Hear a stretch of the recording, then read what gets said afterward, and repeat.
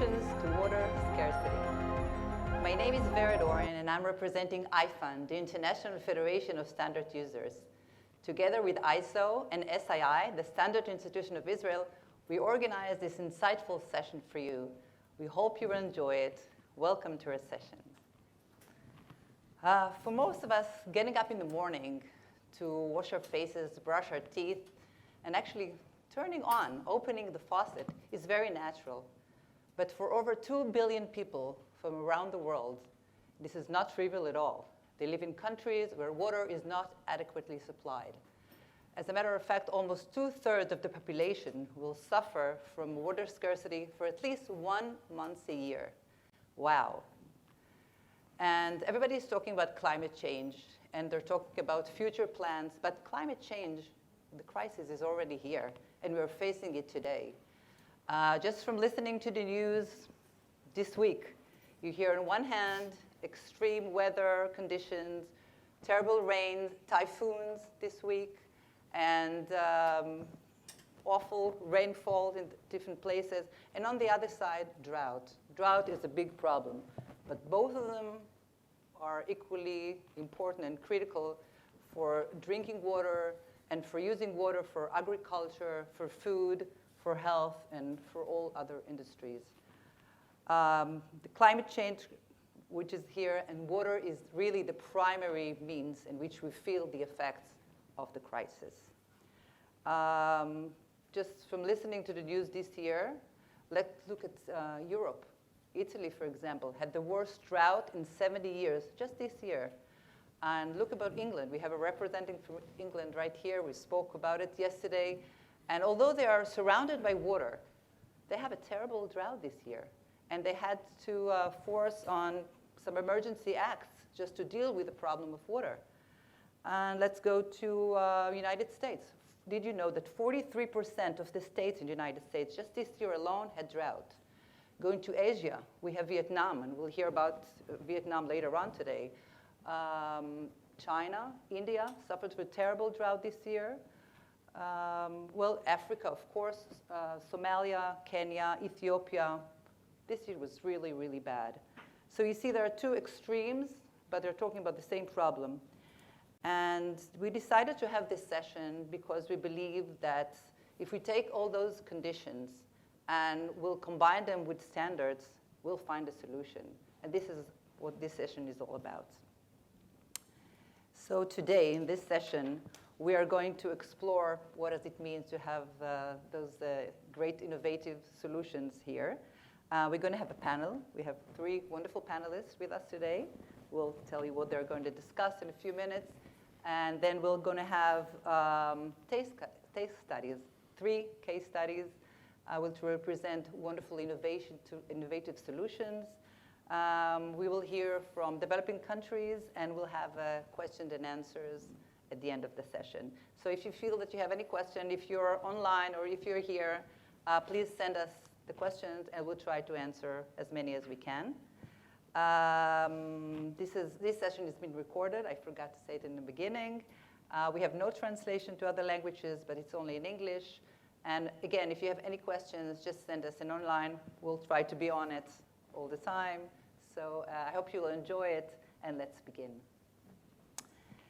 So we have 3 panelists with us. Let me introduce them. We have Dr. Gilad Golob, is the SII, the Standards Institution of Israel CEO. He's also a professor in the University in Israel teaching about innovation and research and development. And we have with us Mrs. Dalia Irom. She is a chairperson of a committee, of an ISO committee on water reuse. And we have Mr. Michael Rotman. He is the CEO of WaterGen. It's a wonderful, innovative solution for water scarcity. We will listen to them later on. And let's begin. Are you all ready? I will call you by your first name if it's OK with you. And I'll start with Gilad. Israel has been at the forefront of water technology, developing some of the most powerful water solutions on this planet. Salination, drip irrigation, smart metering, etc. How does Israel use this disadvantage and lack of drinking water to become the Silicon Valley of water technologies? not many people know about it, but 60% of the land of Israel, it's desert. I was born in Beersheba. Beersheba, it's the capital of the desert area in Israel. The meaning of Beersheba, this is a biblical town from something like 5,000 years ago. It's the town of Ibrahim. And the meaning is Be'er, it's water well, and Sheva, it's seven. Seven well. So water was a big issue even 5,000 years ago. And necessity is the mother of all invention. So we have necessity. The population in Israel multiplied itself in the last 70 years by 8. And we always have shortage of water. I can give you some rough number. Our annual consumption in Israel, it's 2.4 billion cubic meter. But we only receive 1 billion cubic meter from natural sources, from rain. So we have a gap of 1.4 billion cubic meter that we have to find. There is different kinds of solution for this problem. There are technology that produce water, like desalination. There are technology that save water, like saving leakage from piping, drip irrigation. And there are a technology that we are specialized now, which is wastewater recycling. Half of the consumption of the water in Israel go to irrigation. We are now recycling 90% of our wastewater. 90% of our wastewater. The number 2 country in the world is Spain, with only 30. And this 90% of our wastewater is going to irrigation. It's about like half of the water that we need for irrigation. And that's something that I think should be done. It's like one solution for 2 problems. First, it solves the problem of dealing with the wastewater correctly. And second, it's give us extra water for irrigation. It's became more and more important. Great. Can you give me an example of how Israel used its innovation to beat the water crisis?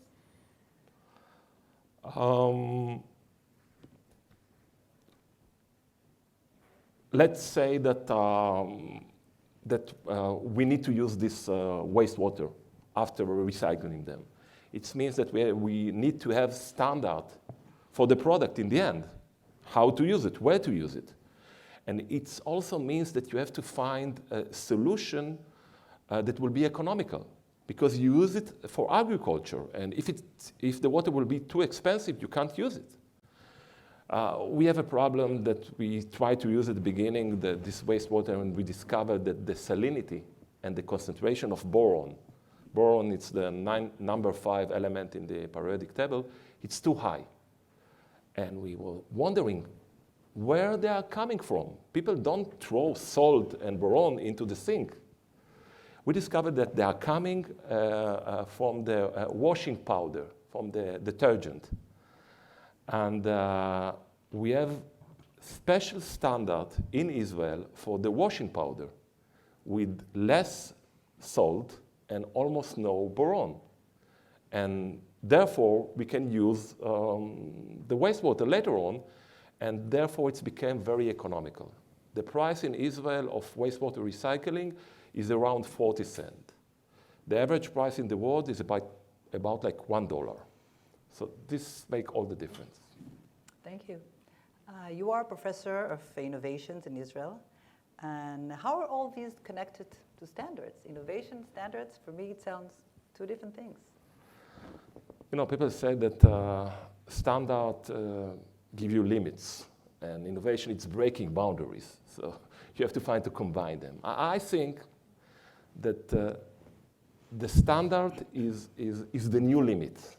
When you do the R&D, the development, at the end of the R&D process, you have to have standard, and this is the new limit. Students often ask me why all of this innovation is carried out in Israel. Because the problem of water recycling is not unique to Israel. And like Verd also mentioned, now it's not a problem of developing country. Also developed country have this problem. And if you want the full answer, you have to come to my course at the Ben-Gurion University. Okay, let's sign us Because this is about like 13, it's quite long. But I can give you a partial answer. I think it's lay in history. And it's quite unique to the history of Israel. If you look all over the world on the last 200 years, mostly people were going from the villages to the big city. 200 years ago, 80% of the population grew food. And hunger was very common. Now about like only 3 to 4% are growing the food. And less people are hungry. So all the time, people were going from the villages to the city, and not the other way around, except in Israel. In Israel, because of very specific ideology of people that was coming to the kibbutz, maybe you heard about the kibbutz, people that was educated, coming from the big city, engineer, with technology, and they admire hard working and cultivate the land. And this admiration took these people with the skill, with the technological skills from the city, and they would try to work. And farming, it's a hard work. So all the time they were looking for a solution. And you see a lot of innovation in the fields of agriculture in Israel, but because we have the problem of water shortage. So a lot of the innovation is in these fields. And this is what's unique in Israel. Thank you very much, Gilad. I will turn now to Dalia. And Dalia, we heard about Israel, but the problem is really global, and it affects all of us around the world. ISO realized the problem, and they really created 4 different committees dealing with water problems. But you're chairing the 5th one. Why do we need a 5th one, and why do we need one on water reuse? Okay, so good morning, Verd. Good morning, everybody. Thank you for your question. Just before I answer your question, just a brief on what we are doing in our ISO committee on water reuse. We look at the process. We don't look at the water. We look at the process. We take the water through a journey from the wastewater to its last destination for the use.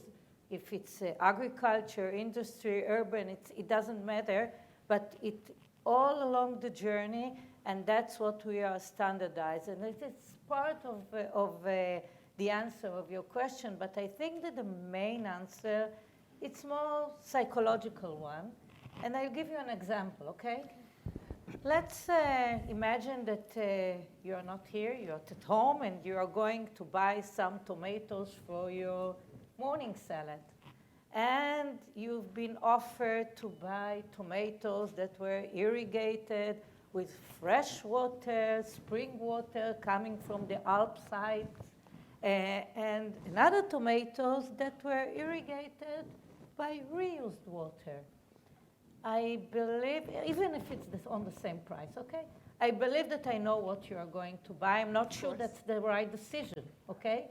I'm not sure, because sometimes reused water are more suitable for irrigation, and that's the answer that we are doing, and that's the problem that was debated even in Europe until the year 2020 when they published, when Europe published a new directive and mentioned the 4 ISO standards that were developed by our committee and just gave the boundaries for water, reused water for agriculture. And if we are looking at part of the scope of our committee, and let me read it to you, when we are working, we are taking into consideration the potential of unintentional exposure or ingestion. So we are looking at the process, but finally on the product. Great, thank you. And just to mention that it wasn't only adopted by European countries, also by Bolivia and South Africa and so many other countries. Great. Can you tell us what are the challenges that you're facing? Yes, of course. You know, the challenges, and Gilad already mentioned it, you know, you can do a process that you can purify water.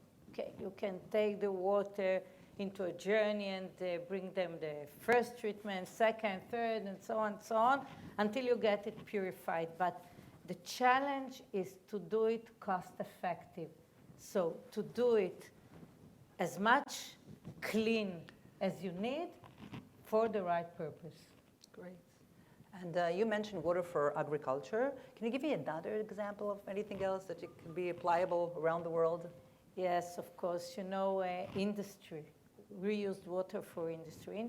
Industry consumes a lot of water. But it's not only for the product itself when you have to add some water to the product. It's also for cooling purposes. So you have two big problems. If you use the water for cooling, then they go to the soil and they can, you know, harm the soil. And the soil is very big nature that we have to use afterwards.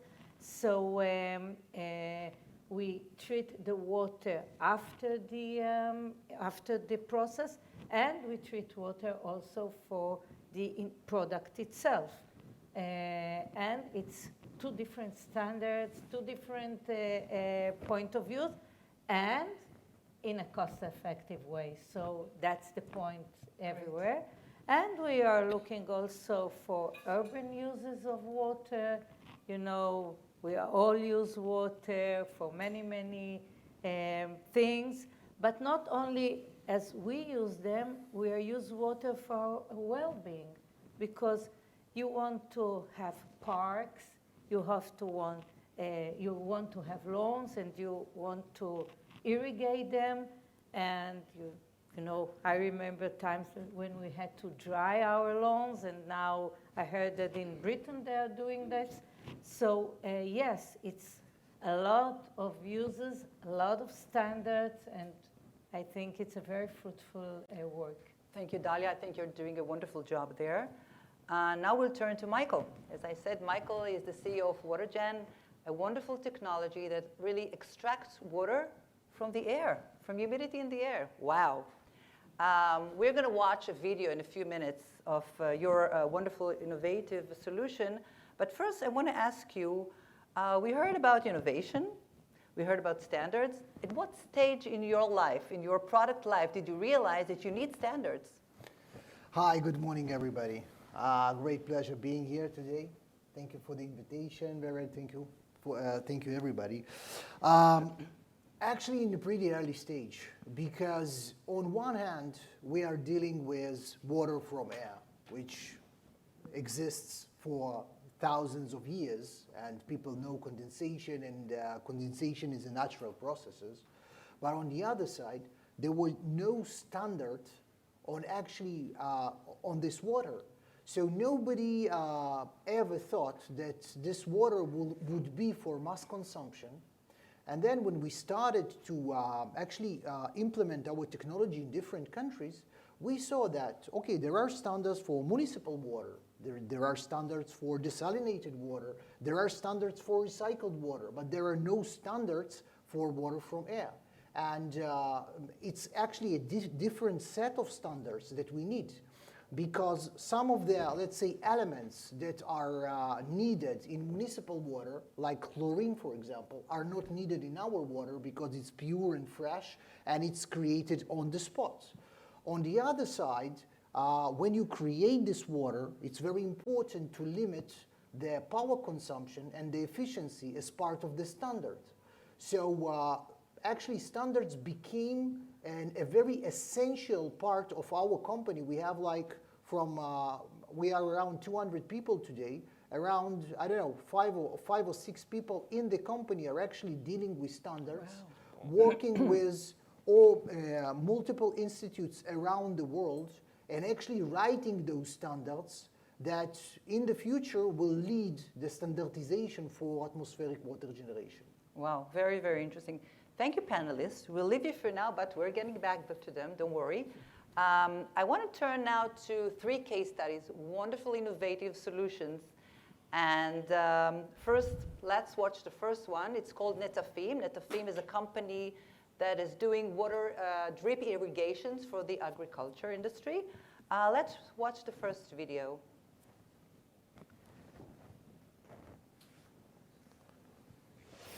Netafim is a global agtech leader that pioneered drip irrigation in 1965 and today is the world's largest irrigation company. At Netafim, we're continuously developing new irrigation and crop growing technologies, providing customers with complete end-to-end agricultural projects, services, and turnkey greenhouse solutions, all supported by our team of professionals. We help farmers, corporates, governments, and NGOs in achieving their agricultural aspirations. Precision irrigation allows climate resilience that brings stability to the farming ecosystem, ensuring a food-secure future and empowering sustainable agriculture, or as we like to say, we help the world grow more with less. Great, thank you very much. I must say that we have full videos. If you go on site on the program, in the ISO forum, ISO platform, you'll see the videos of the 3 companies. We just took them now and make them really short for this program, but you can look back later on and find the whole video. So now we heard about Netafim. Let's hear from the Vice President of Product Management, Mr. Abed Masawa, and he's going to talk more about the company and what they're doing there. Hello, everyone. Please allow me to introduce myself. My name is Abed Masawa, and I'm the VP Products of Netafim, 26 years with the company. So where it all started? It started from necessity. A group of growers in the southern desert of Israel, in Kibbutz Hatzrim, were struggling to grow food. And that's actually with a little bit of innovation and collaboration they managed to build Netafim. Netafim became today the global precision agricultural leader, and today we are the world's largest irrigation company. Our goal is to grow more with less. Growing more with less means growing more food with less natural resources. We are living the age of less. What does it mean, less? Less means less natural resources, less water, and less arable land. But it's not only this, it's also less stability in our climate. If I'm a grower of corn and I want to grow corn, if I'm going to rain feed my corn, I need to seed my seeds on March. And if I don't have water in March, I'll not be able to grow my food. So it's not only having the natural resources like water and land, it's also the timing of having the water and land available for us. So at this age of less, we need to do more. So agriculture, as we know it, has to change in order to be able to grow food in a better way. We, in precision agriculture, changing the way that we are going to grow our food. So precision agriculture by Netafim means a lot of things. It's the product portfolio that we are creating, it's the agricultural knowledge, it's the end-to-end project solutions, greenhouses, digital farming, community irrigation projects. Not only this, all of this we are doing with a sustainable approach. We are not contaminating our land. We are not putting plastic on landfill. We are aiming to collect every single drip line that we do and recycle it and take it back. So with end-to-end solution, we are able to provide with our huge portfolio solution from the water source until the last emitting unit in the field. So every single product in Netafim is stamped with a stamp of quality. And that's the reason that together with the ISO committee, we are driving to more sustainable food secure future. Thank you, everybody. And thank you, Abed, for a wonderful explanation. Again, if you want more information about the company, go back to ISO forum, see the platform, and you'll get there more information. And I would like to introduce the second one. It's called BioPure Max. It's purifying water for the pharmaceutical industry. Please, welcome. BioPure Max, the next generation of pharmaceutical pre-treatment water systems. Reliable, green, clean, and simple. The BioPure Max system includes two main stages. Number 1, electrical scale reduction. Number 2, optical dechlorination in UV chamber. In the first stage, scale is reduced by partial hydrolysis of the water, using a low electrical current passing from an electrode in the center of the chamber to the cylindrical cathode. Scale is removed from the feed water without resins, without regeneration, no rinsing or effluent to drain, no use of chemicals, no use of organic resins, low maintenance. So, in a reliable, clean, and effective process, the scale-reduced water flows to the second stage in which dechlorination occurs. Intense UV irradiation destroys free chlorine. The result is a chlorine-free, clean process that negates the need for activated carbon or sodium bisulfite. The reverse osmosis system can now utilize the pre-treated water without precipitation of scale or oxidization of the membrane. Sanitization of the system by hot water circulation from the city water tank to the inlet to the PW storage tank. Great, thank you. We would now welcome Mr. Shlomo Sackstein. He is the CEO of the company. Please welcome him. Thank you, Izo, for the opportunity to give this presentation. RO water pretreatment for pharmaceutical water systems. Special purification is needed for the production of good quality pharmaceuticals. If the water is not cleaned of bacteria, viruses, organics, and dissolved solids, the drug product could impact on the health of patients. After many years of installing and operating water systems, I came to understand that the most problematic and complicated problem in water systems is the control of bacterial growth. On this background, BioPureMax developed its water pretreatment technology, specifically targeted to minimize the chances of contamination and to maximize the chances of being able to remove the contamination if bacteria do take hold. BioPureMax technology is based on electrically reducing scale in the RO feed. This is called ESR, and destruction of free chlorine by the use of a very high-powered UV. The electrolytic scale reduction, the ESR, works by splitting water with electricity and generating high pH zone in which scale will precipitate. The UV HOD destroys chlorine by splitting the oxidizing molecules in the water and rendering them harmless to the delicate RO membranes and the other water treatment equipment. All of this is accomplished with no regeneration, no chemicals, and no waste. Any company in a developing country that is looking to simplify its water systems need water systems like BioPureMax systems that are simple and reliable, systems with no moving parts and very little maintenance. In addition, there are water savings and low-cost operational costs and meeting the strictest requirements and standards. Working the technology into a standard, involving international experts, and being the center of the standard compilation, publicized both the technology and the company, and has gone a long way in convincing a skeptical market on the advantages and reliability of the BioPureMax systems. Thank you for listening. Thank you, Shlomo. And this is, again, another wonderful company that you should you would hear more about them, I'm sure. And before we turn to you, Michael, to explain, let's watch the video about your company.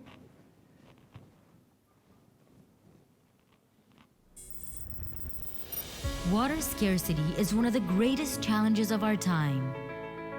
But where others see a challenge, WaterGen sees an opportunity for a future with a sustainable ecosystem. WaterGen's groundbreaking water from air technology is revolutionizing the market by providing a new source of water from air. We have become the world leader in water condensation, supporting water-deprived communities and delivering drinking water to millions. This is only the beginning. In the near future, WaterGen will use new groundbreaking technologies to expand into industries where water is scarce. In the auto tech industry, we are developing smart mobility solutions, creating a water-as-a-service business model for autonomous vehicles and mass transportation. In clean tech, WaterGen will offer a sustainable means for hydrogen production. In agrotech, we will provide irrigation and climate control solutions for the rapidly growing indoor farming sector. And in high-tech, WaterGen will provide innovative and effective solutions for the water-intensive industries of semiconductors and data centers. The future is here, a new source of water from air. WaterGen, creating water from air, everywhere. Wow. Every time I watch it, I say, wow. So now, Michael, it's your turn to tell us, how did you get to this technology and what is that? So again, it's fairly easy and simple because, as you mentioned at the beginning of this conversation, the world is suffering from a huge water scarcity issue, and we need to find a solution. And I think the main idea was that the same that happened to communication about 20 years ago, when before everything was based on landline technology. People innovated and created wireless technologies. And then all this communicational technologies were able to penetrate developing countries and be everywhere. And we wanted to create water wireless because, I'm an history fan. And when I look at history and I see water innovations, the last the Romans, they invented the aqueducts, which actually move water from point A to point B 2,000 years ago. And basically for 2,000 years, we didn't innovate on that.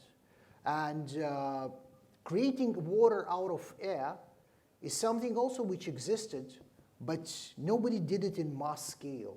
So with WaterGen, we actually created a new technology which allows us to create water from air in a very, very high efficiency and to deploy it literally everywhere on the spot, eliminating all the transportation part.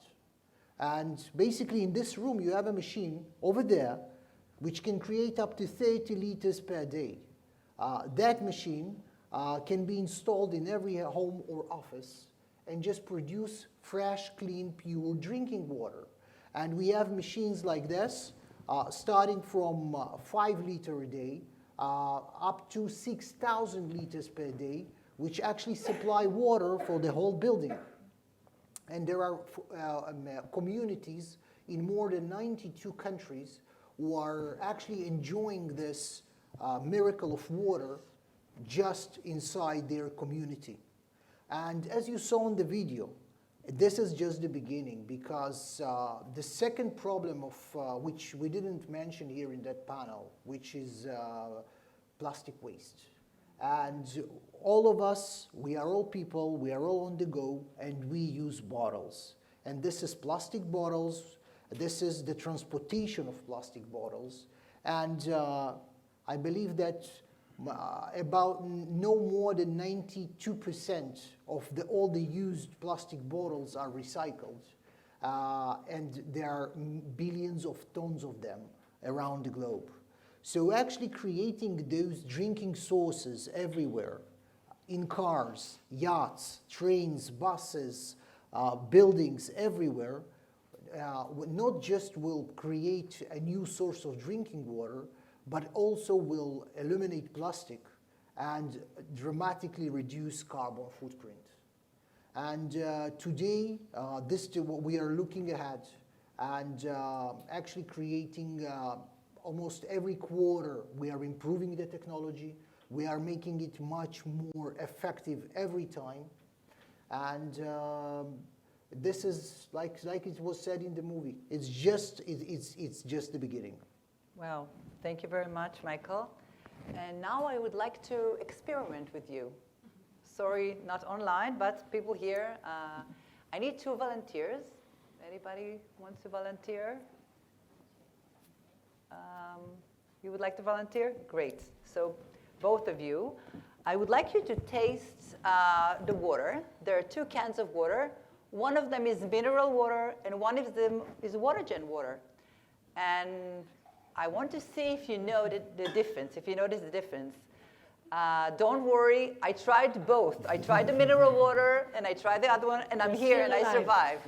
And I'm here. First of all, we are, the water is according to standards. Oh, absolutely, absolutely. So, And second, it's important to state that the water was generated in this room. It's not something that came from somewhere. It was generated in this room, in the spot, basically today's morning. Today. So it's fresh.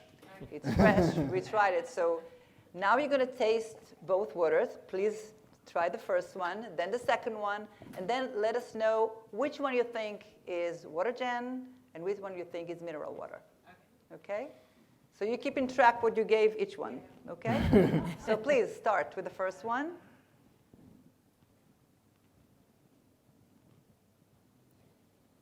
Okay, and you can give them the second one. Just, yeah.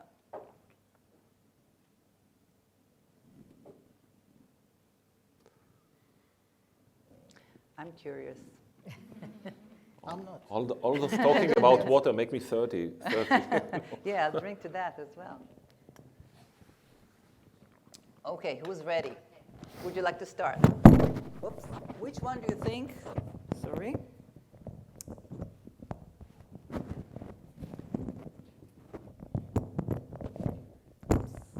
Okay. Hello. Okay. Thank you. I think the second one is mineral, and the first one. Okay. Important. Okay. What about you? To be honest, I cannot find the difference except that the first one is the second one is colder than the first one. The second one is colder, and you think that mineral water was the first one, or water-gen water was the first one or second one? Which one do you think? Doesn't know. Oh, feel free. You know, if you don't find the difference, also fine. So I guess it's obvious. If you can't tell the difference, then drinking water is drinking water. Well, the one with the pink one, which I think it was the first one you drank, was water-gen water, and the other was a mineral. So I tried it this morning. I tried it, I think, a couple of weeks ago when I came to your office before this session. Couldn't tell the difference.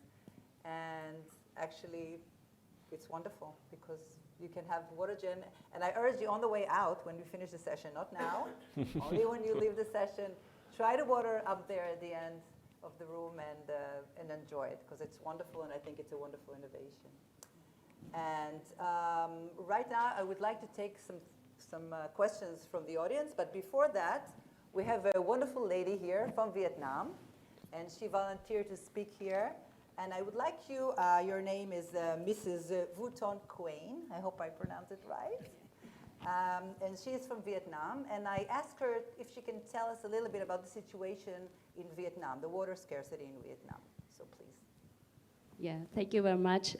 Thank you, and it's my honor to be here and to share a little bit about the stories of Vietnam relating to the water.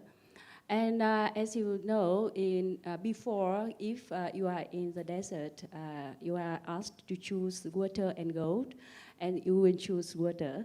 But now, if you are in UAE or Israel, you are asked to choose water or gold, you will choose gold. It's because water is already available for you. And so compared with Israel or UAE, Vietnam is a country of abundant water. And we have the coastline of 3,000 kilometers, and with 2,300 rivers, and so abundant of water. But however, 13 million people in Vietnam still have the limited access to the clean water. I think that through this session, it is very interesting session, and people should aware much more about the importance of the water management and treatment and reuse as well. And when I came here, I see the the watering system, and so allow the tree on the street green, and so I was very surprised. And so in the case of Vietnam, we also are one of the 5 most vulnerable to the climate change. We have flood, drought, and also the high temperature, seawater level intrusion, and the seawater intrusion into the, especially in the Mekong Delta region in the south of Vietnam. So I think it's a high time for us to collaborate at the international level and regional level on the water, especially on standardization. And there should be more committees, technical committees, and the working groups should be established to deal with the water topics such as water management, water reuse, innovation, etc. And standardization should be like a lead rather than after the technology, but lead the technology as well. So this is a very just to share with you the stories of Vietnam, some information from us, and also to make some proposal for your consideration. Thank you very much. Thank you very much, Queen. I urge you to send us those questions. We'll take 1 question from you and 1 from online. So let's start with you. Anyone here have a question for us before we go online? Yes. Very much. David Bell from the British Standards Institution. Just to confirm what you said at the beginning, Vered, about water scarcity affecting the most unlikely places. In London, we had 10% of the normal rainfall for 3 months, and this was coupled with record high temperatures of over 40 degrees for the first time, which led to a lot of water absorption. So it's impacted even in the UK. Thank you, Michael. The water is, I've drunk the water already this morning, and it's great. My test is, would I put it in whiskey? And I would, and so it passes my test. It's actually much better with the whiskey. One of the strengths of the ISO system is that we can attract innovators and technologists, and I really commend the fact that WaterGen recognized so early in their journey the power of standards to transform their product. But also, of course, we have an open process, and the committee that you run, Dalia, our national committee, feeds in not just the voice of technologists and engineers, but also the voice of standards users, and Vered's organization, IFAN, and its members do a good job of feeding that back, but also the voice of society, so consumer organizations, non-governmental organizations, and water charities are all involved in the process. How important is it, do you think, Dalia, that national committees listen as well as to the industry, but also to the voice of the ultimate user, who is the beneficiary here? Thank you, David. It's a very, very good question. And I think that the answer is really obvious because, you know, the final destination of the water is the users, the consumers, the water authorities. They need the standards in order to be sure that they are using the, let's say, right water. So, of course, it's very important, and we in our national committee, we hear their voices as well. They are part of our standardization process, and we bring their ideas into the international standardization as well. So I think this is really the very, very good example of how standardization meet the needs of the population and what is the global needs of standardization. So yes, they are very, very important in this process. Thank you, Dalia. And as a representative of IFAN, the International Federation of Standard Users, we call ourselves the voice of standard users, and I think it's very important, and thank you for your answer. We'll turn now to the question from online. Question is for you, Gilad. You mentioned that the ingredients of detergents need to be changed or enable water reuse. Have manufacturers around the world also changed the ingredients of their detergent to enable water reuse? I think this is an ongoing process, and you can see it all over the world. There are a lot of people that want to use detergent that less effective to the environment. And they want to use their own wastewater immediately. So you have to change the shampoo, and you have to change the soaps that you use for the cleaning, or etc. So I think this is an ongoing phenomena, and I think it should go hand with the technology. It evolves together. Thank you. Any more questions here from the audience? Yes. Good morning. Can you hear me? Good morning. I'm Athena from the Cyprus Organization for Standardization. Thank you very much for, especially for the videos for this technology. That's like Vered said, wow. Okay, so we are across the, not the street, the sea from you. We don't have a desert, but our climate is very, very similar in Cyprus. Gilad, you mentioned a standard about the detergent. Did you have to make that mandatory in Israel? Or if not, how do you mentioned now about Vered, about consumers having to use different products, but how do you create consumer awareness for something that it's new, something that might be a bit more expensive, and they don't see the actual direct effect it has on the wastewater? On the other hand, you mentioned the cost is about 40 cents, you said, to the average worldwide dollar. So how do you manage as a nation to implement the new standards, the innovative standards, and to maybe force the manufacturers either in Israel or the ones that manufacture elsewhere and you import? Wow.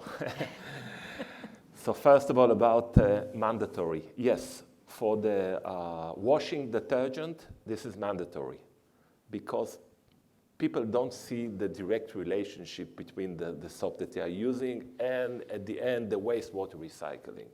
So this should be mandatory.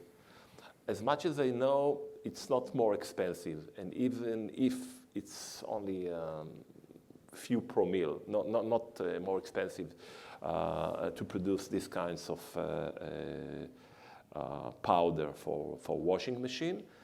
For other purposes, especially if you want to use, if you have a small private house with a garden, and if you want to use your own wastewater in order to recycle, if you can separate your wastewater system, the toilet and the bathroom, and where you clean, and when you wash, it's depend on you.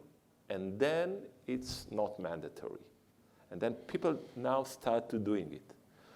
40 cents per dollar, it's in Israel, it's low price for water.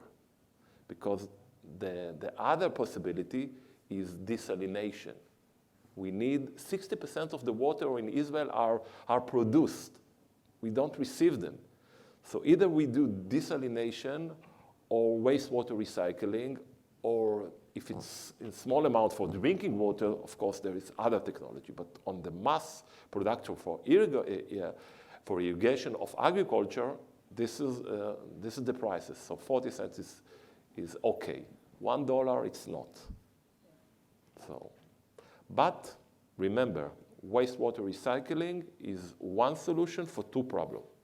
Because in any case, you have to treat your wastewater. In other countries, they just treat it and put it into the river or into the sea.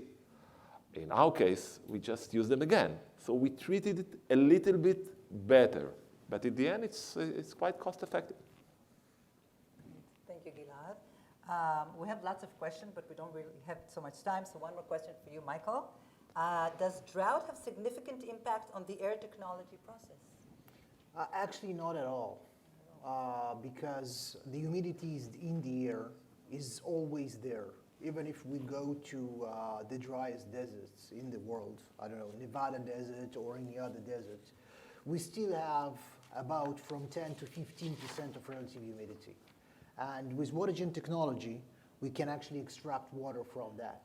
So there are no affection of droughts or any other climatical change on the technology and on the ability to produce drinking water on the spot. Perfect, perfect. We're running a little short of time, so I'm not going to take any more questions, but please feel free to send us more questions. We'll try to reply to all of them. And of course, you can send us an email after that, and we'll be happy to give you all the information about the technologies, and anything else that you will wish. Would you like to have a last statement of everything you heard today? Do you have anything else to add that you want to do? We didn't have time to add. I think that, I was thinking about this session, and we are sitting in Abu Dhabi. I don't have to explain a lot about the importance of water, but we didn't imagine about like 5 months ago that the situation on this summer with the climate change will be so dramatically. It was like a promotion for our session, and we didn't anticipate it. But really, people are talking a lot about climate change, and we really see it, especially this summer in all around the world, in China, in Europe, in the United States. This became a huge problem. So the solution is there, and we just have to adopt them. Great. Thank you. Dalia? Yes. I think that I'm very proud to represent the side of standardization in this session. I think that there's a correlation between standardization and solution, and we are always talking about global needs. And I think that the work of our TC282 on water use shows how standardization can go hand by hand with the solutions of the world's needs.